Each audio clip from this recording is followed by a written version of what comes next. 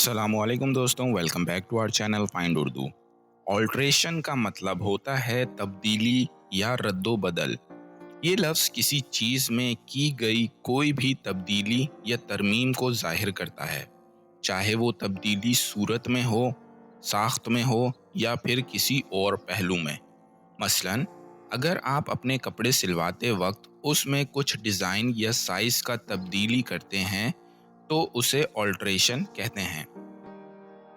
She made an alteration to her dress to make it fit better. इसका मतलब होगा उसने अपनी ड्रेस को बेहतर फिट बनाने के लिए उसमें तब्दीली की। तो दोस्तों, ये था ऑल्ट्रेशन लफ्ज़ का मतलब। उम्मीद है अब आपकी समझ में आ गया होगा। मिलते हैं नेक्स्ट वीडियो में। शुक्रिया।